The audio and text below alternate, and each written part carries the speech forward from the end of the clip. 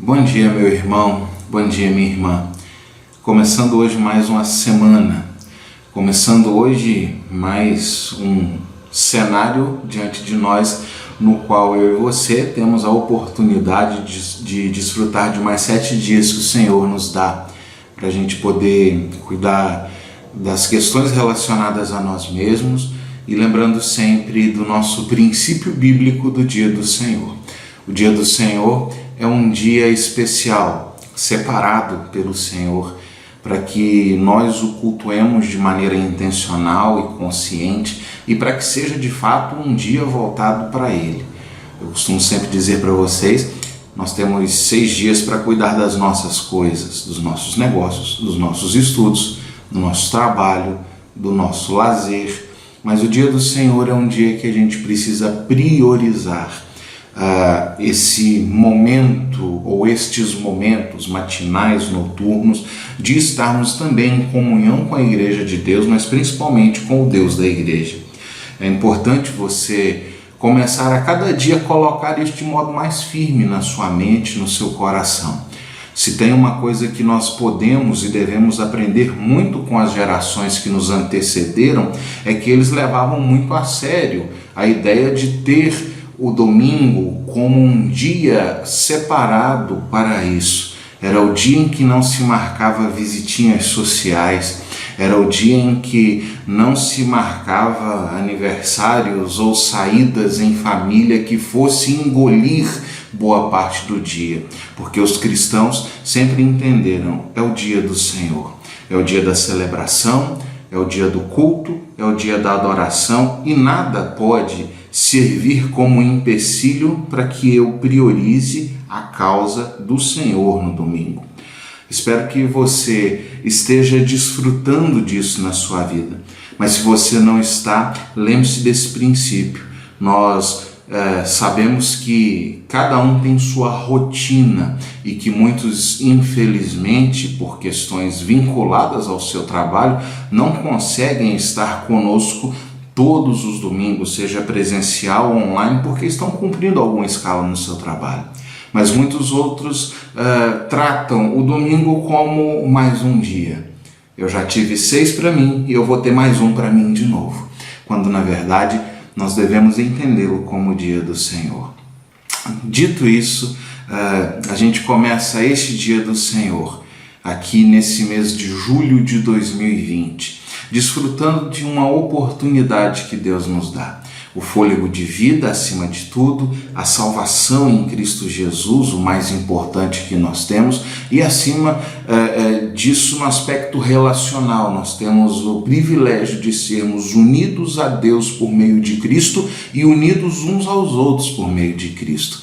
Nós somos família da fé, nós somos família da aliança, nós somos o povo chamado por Deus para ser de Deus. E por isso, então, quando a gente se encontra aqui, não é simplesmente para cumprir um ritual. Domingo é dia e tal, e porque é um dia consagrado, e por isso eu tenho que cumprir o meu protocolo religioso. Não, na verdade, eu entendo que eu preciso, eu necessito, eu careço de comunhão com Deus e de comunhão com as pessoas que Ele salvou e proporcionou que fossem feitas minhas irmãs e meus irmãos.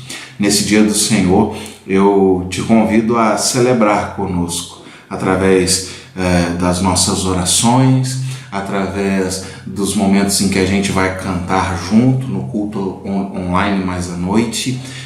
Você talvez vai estar lá com a gente presencialmente, mas eu quero muito que você diariamente entenda que a vida com Jesus não é apenas um aspecto na sua caminhada, é o tudo o que você é, e que é bom que você tenha e seja um homem, uma mulher litúrgica, no sentido de que durante a semana, de segunda a segunda, você vive com a consciência de que a sua vida é culto e de que o seu culto é a vida.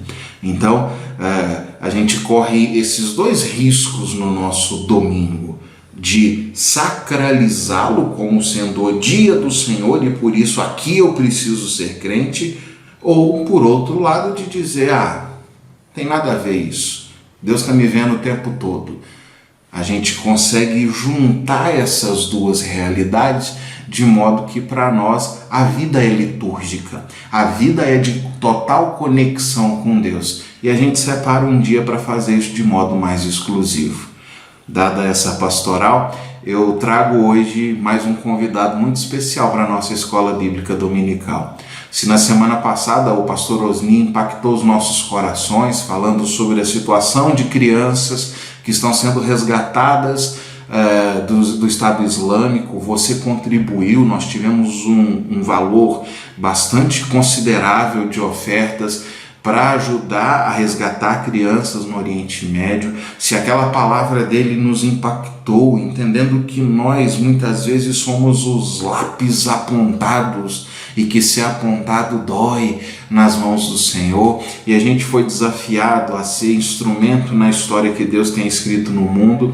Hoje, essa igreja que tem buscado cada dia mais ser missionária e ter visão missionária, vai ouvir mais um desses irmãos que a gente tem colaborado, com os quais a gente tem andado e pelos quais a gente tem orado. Hoje a gente vai ouvir um pouco sobre o Ageirson. Para nós já é de casa e é o querido GG. O GG vai trazer para nós um tempo no qual ele vai falar sobre a vida, sobre o projeto, sobre as lutas, sobre a pandemia, sobre o desenvolvimento dos trabalhos dele lá, mas com aquela certeza que a gente tem que Deus tem cuidado de tudo. Deus tem cuidado do GG, tem cuidado da Loenes, tem cuidado dos nossos irmãos lá.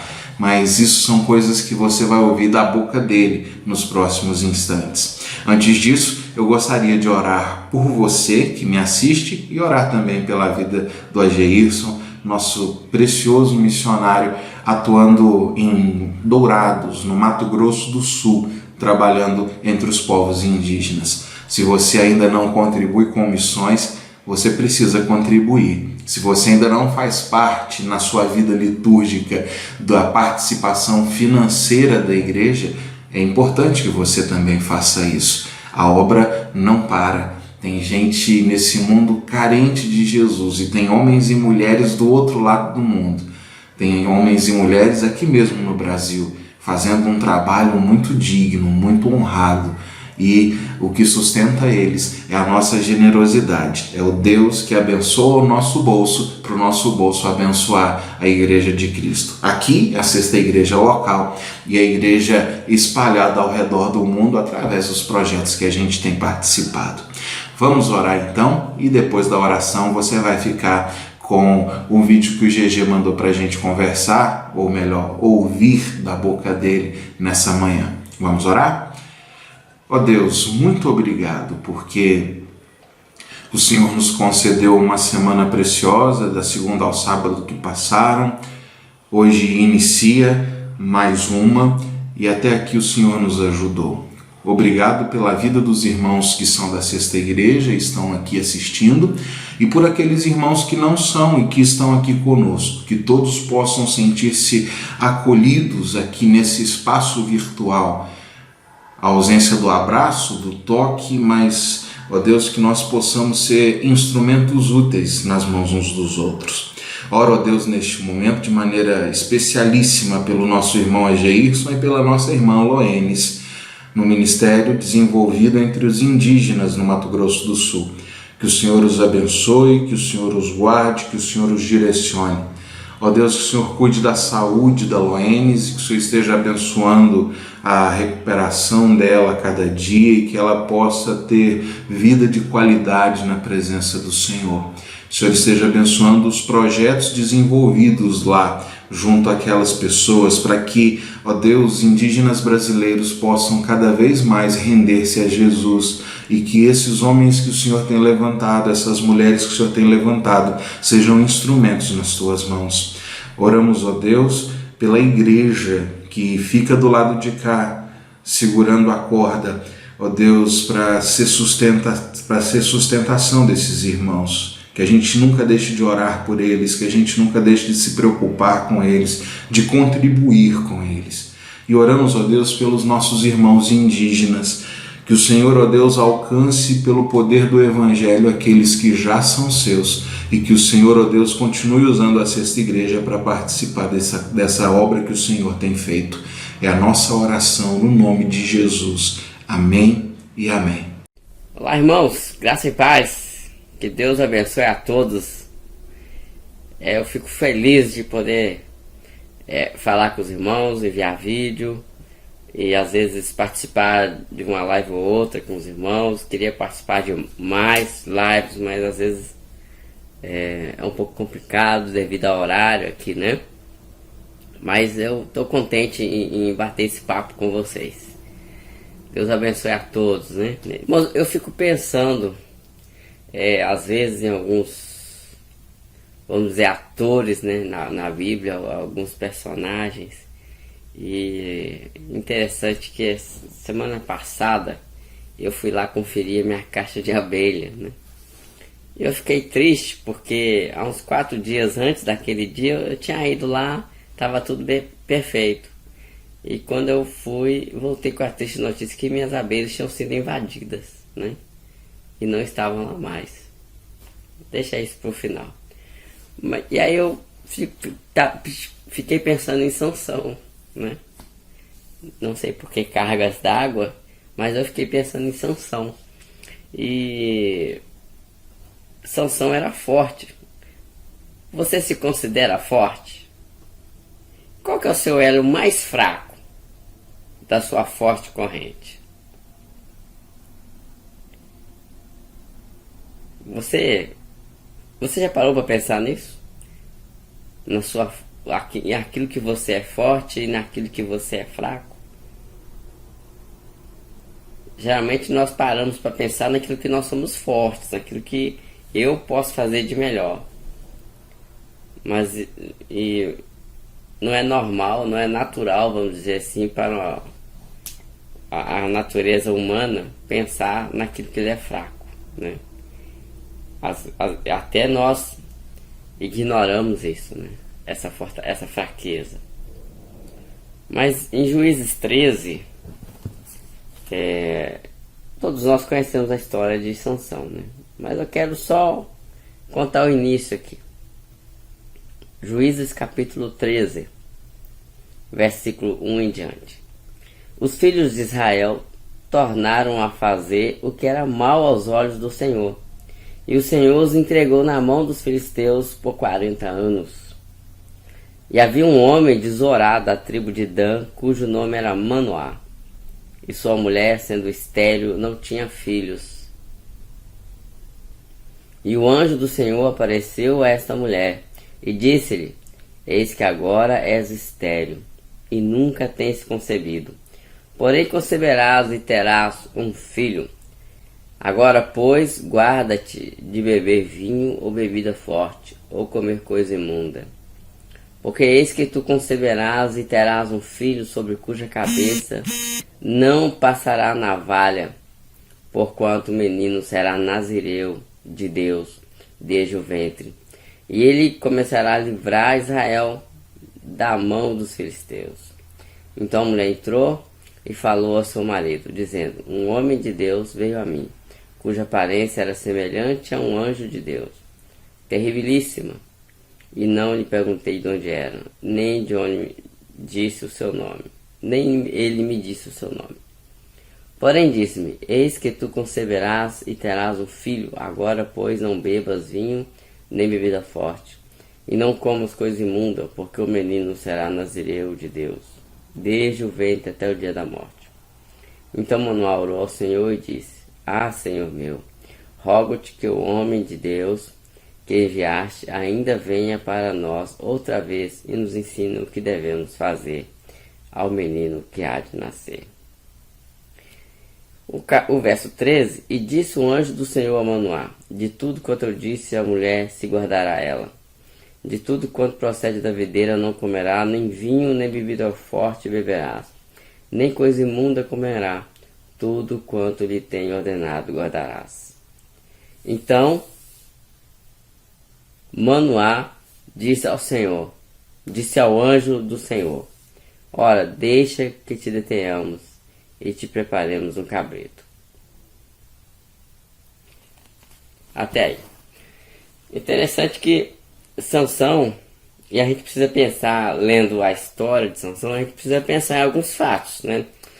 E um dos fatos é quem era e como ele deveria se portar, né? Filho de Manoá, né? O anjo apareceu à esposa de Manoá e ela deveria se guardar, né, para que tivesse Sansão, e Sansão seria um libertador de Israel. Iria libertar Israel da ditadura, da dificuldade contra os filisteus, né? Quem comandava na época era esse exército.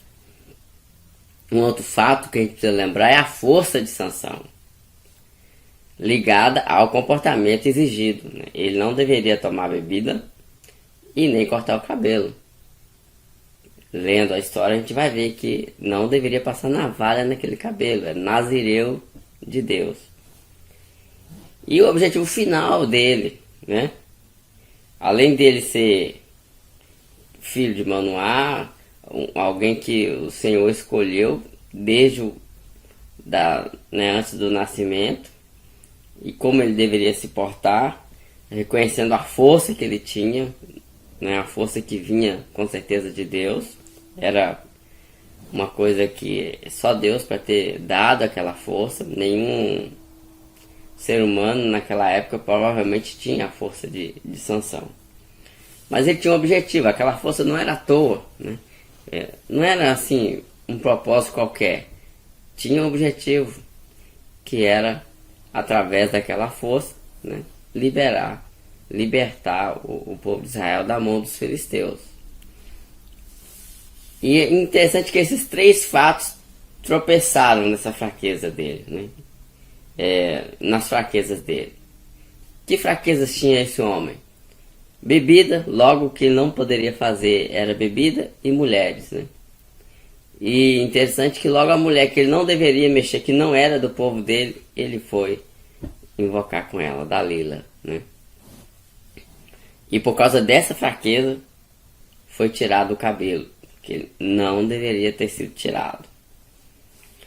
Aí voltando à ilustração ao modelo das formigas lá, eu estava olhando toda semana, e às vezes eu achava que eu estava indo até demais ver as abelhas.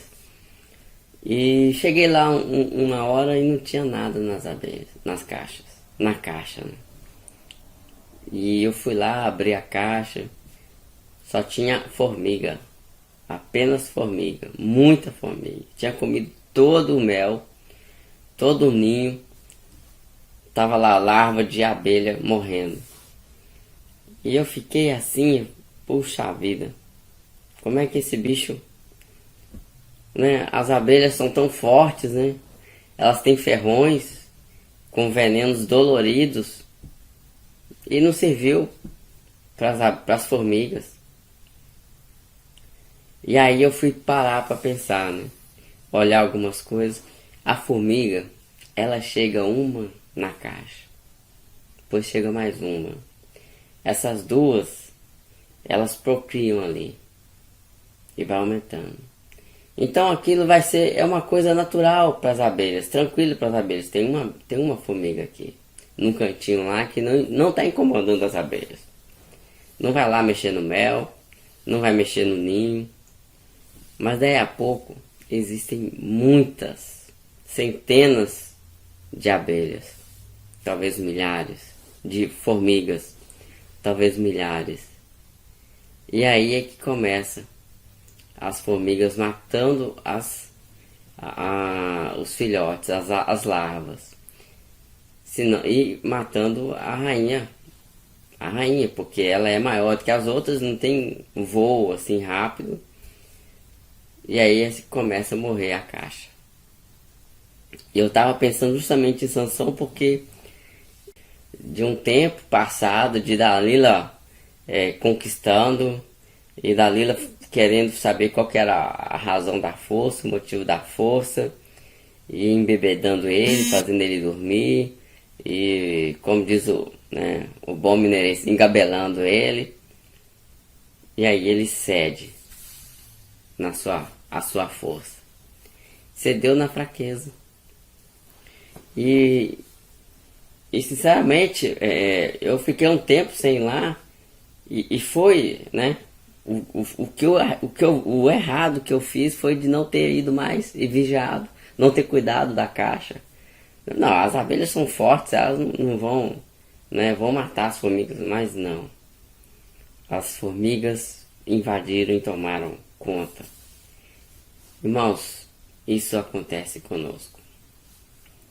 Acontece uma coisinha, alguma coisa bem simples, daqui a pouco vem aumentando. É como se um anzol, né, fosse lançado no nosso pé e sentimos um fisgozinho bobo. E aí começamos a andar, daqui a pouco estamos no erro e daqui a pouco somos puxados pelo pé, pelo anzol, né, no nosso calcanhar. E isso é triste porque quando nos damos conta, nós já vimos a situação difícil que passamos. Quando nos damos conta, a coisa já está difícil. E aí temos que parar para ver aonde erramos. Aí eu parei para ver onde que eu errei, né? Quer dizer, eu não cuidei bem, né? Não preparei o chão ali. Eu não coloquei um óleo embaixo para poder evitar com que elas subam. Em suma, eu não cuidei. E aí as formigas vieram assim, de supetão e mataram aos poucos as nossas abelhas. E aí fiquei sem a caixa, tive que voltar com a caixa e pensar em como fazer, né? Então agora planejei uma nova forma. E aí é o que nós temos que fazer. Você foi pego de surpresa na sua fraqueza? Pare, planeje o que você tem que fazer, faça com cuidado para que aquilo não volte a acontecer. E eu lembro de um adolescente numa igreja que eu era membro. Ele parou de ir assim de repente à igreja, parou de frequentar, parou de andar com algumas pessoas nossas que geralmente andavam. E aí marquei com ele de conversar, levei uma pizza, pedi uma pizza, fui conversar com ele. E na conversa, né, eu notei que o pai dele sempre lia a Bíblia para ele. Só que foi passando o tempo. Daí a pouco o menino não estava indo mais na igreja. Foi saber, o pai tinha parado de ler, parou de cuidar dele enquanto quando era menino, né? E aí quando passou os seus 17 anos, por aí, se afastou. E aí eu falei com ele, então vamos fazer o seguinte, eu vou ler a Bíblia para você, vou te explicar, né, vamos meditar na palavra de Deus. E ele falou assim, eu não quero não, talvez amanhã. Eu pensei, se ele não quer hoje, amanhã também ele não vai querer. Se ele está desperdiçando a oportunidade de ouvir a palavra junto com alguém, dificilmente amanhã ele não vai querer, né? E realmente até hoje esse menino, não sei o que aconteceu com ele. É filho de um grande amigo meu, mas a gente não sabe, né? O próprio pai também ora entra numa igreja, sai, entra na outra. Então é muito inconstante. E aí essas coisas partem assim, né? De pouco a pouco. Nem tudo acontece assim de supetão, né? Então nós devemos cuidar, né? E aí a gente tem que ver o que a gente pode aprender com essa história de Sansão, com essa história dessas abelhas, né? Primeiro, é importante eu saber assim em que área eu sou forte. É interessante. para eu saber o que eu posso fazer, o que eu posso prestar de serviço à obra de Deus, né? É importante.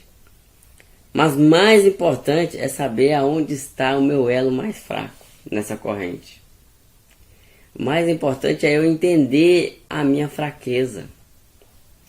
Entender aonde sou mais fraco, porque se eu vejo só fortaleza em mim e não vejo aonde eu sou fraco e o que eu posso fazer para fortalecer esse elo, eu vou cair no erro de Sansão, de ignorar a sua força.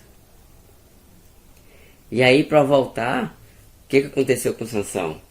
Ele foi envergonhado, furado os olhos, cabelo cortado, fraco, amarrado para virar show, virar espetáculo dos filisteus, para olharem para ele, lá, ó, conseguimos derrotar.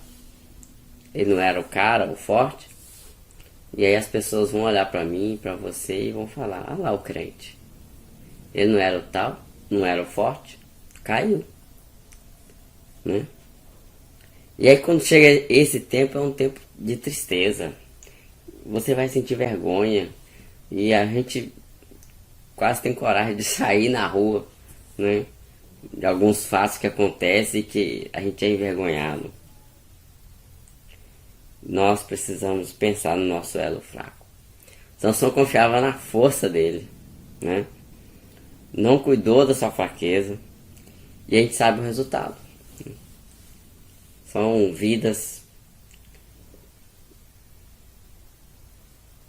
jogadas ao relento, né? Pessoas que poderiam estar, assim, ser mais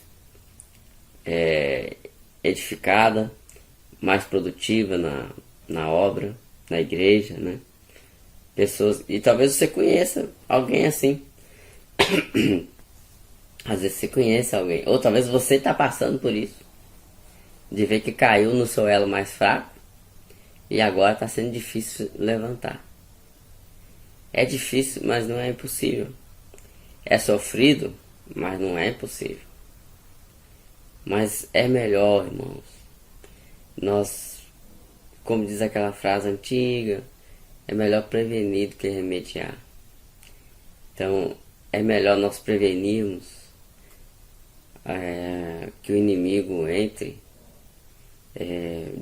de mansinho na nossa vida e nos atrapalhe, do que nós temos que remediar, do que nós temos que, muitas vezes, sermos até mesmo disciplinados, né? E passarmos vergonha de ver que nós cometemos a falha e ter que se arrepender e voltar atrás, pedir perdão ao Senhor, pedir perdão às pessoas com que erramos.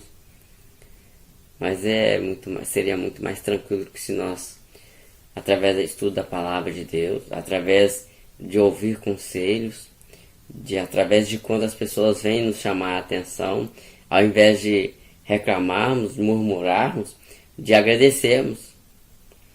Eu lembro que no Instituto Bíblico, nosso professor falava assim, olha, quando alguém vier te chamar a atenção, agradeça, porque isso vai te ajudar. Então, ao invés de fazermos murmurações, nós temos que fazer momentos de gratidão. Quando as pessoas vêm nos chamar a atenção, irmão, muito obrigado, eu vou ponderar, né? E seria muito mais fácil eu ter isolado a caixa do que agora eu ter que fazer tudo de novo, ter que tentar achar mais abelhas ou atrair as abelhas, esperar um tempo para entrar. Agora, por exemplo, aqui é frio, vai demorar, né? Eu poderia estar colhendo mel já. Poderia já estar colhendo mel, já fazer uso, comprar, né, a centrífuga, que a igreja me permitiu, né, o dinheiro para comprar, mas agora eu vou ter que esperar, porque sem mel não tem como usar a centrífuga, né? E até ainda não comprei, e tava para comprar esse tempo agora, porque já estava na hora de colher mel, né? Perdi o mel todo de novo, né? Então, queridos, precisamos prestar atenção, precisamos ver esses modelos bíblicos e fazer com que eles sirvam realmente de exemplos para a nossa vida, para que a gente entenda realmente o que a gente precisa fazer. E a gente tem andado, né, caminhado aqui neste lugar em Dourados, e a gente vê tantas coisas, né, as pessoas. Eu tenho estava trabalhando com a capelania, e esses dias não tenho ido porque por causa aumentou o número de casos, e algumas pessoas que eu tive contato teve Covid. Até um amigo enfermeiro com uma situação bem delicada no hospital, né? Então eu resolvi não ir para preservar a mim e as pessoas e preservar a Loenes, né? Porque como é grupo de risco, eu temo muito em levar esse vírus para ela, né? Mas a gente passa, e eu estava fazendo um trabalho com os funcionários, então a gente vê muitas pessoas caindo, errando e falhando, caindo por uma coisa que veio assim, devagar, e daí a pouco surgiu como de supetão, né? E aí eu tive a oportunidade de ver, de aconselhar, de levar meditações para o grupo, né, de enfermeiros, alguns técnicos, para poder ensinar, trabalhar, ensinar eles essa questão da capelania no hospital, que eu sozinho, né,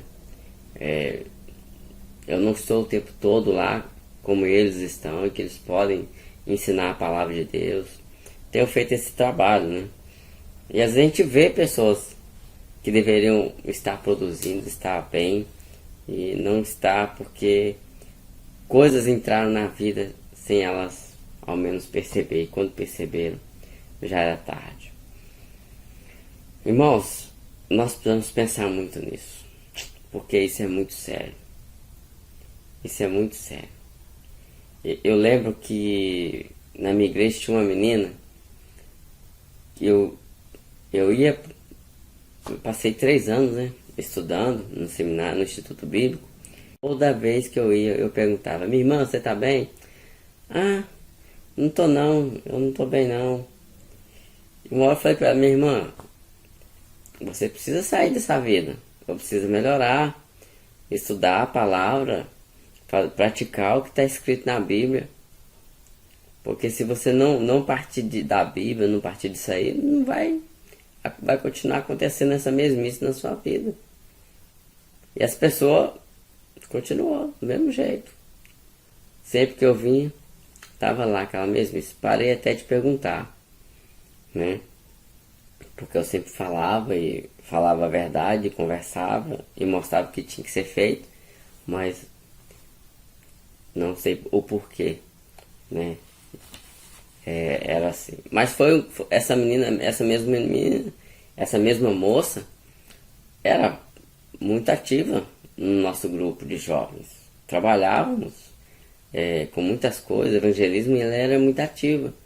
Mas as paixões, as emoções, os romances foram atrapalhando, né? Devagarzinho entrou alguém na vida dela que era casado, e aí foi assim, foi desse jeito, causando essas dificuldades, né? Então, irmãos, eu espero que essa meditação possa tocar muito no nosso coração, né? Possa nos fazer pensar mesmo e lembrar dessa história de Sansão, o que aconteceu, e se já tem acontecido na nossa vida, que a gente possa mudar, né? Lembrar sempre que Jesus, ele fez uma promessa maravilhosa, né? De que ele estará sempre conosco, né? Até a consumação dos séculos. E até onde houver necessidade de pregar a palavra, Jesus vai estar conosco, e ele nos dá promessas, né? Através dessa promessa de Mateus 28, de que ele estará conosco e que nós podemos pregar a palavra, tendo sempre a garantia de que pessoas vão ser redimidas através da pregação da palavra, e de que Ele estará conosco, e qualquer coisa que nos aconteça, o Senhor vai nos dar suporte, né? Então talvez você esteja passando por essa situação aí que eu falei, mas e que Sansão passou e que muitos outros passaram, né? Mas a promessa de Jesus de que Ele estará na sua vida presente até a consumação dos séculos é gritante, né? E ela é real. Então conte com essa promessa e volte e se esforce a voltar ao que, ou pelo menos o que você era, ou melhor do que você era. E se nós somos já, né? Já temos já não passamos, né, por tantas essas coisas, que nós melhoremos no nosso amor, na nossa prestação, né, do serviço no dia a dia na obra de Deus. Graça e paz a todos e Deus os abençoe.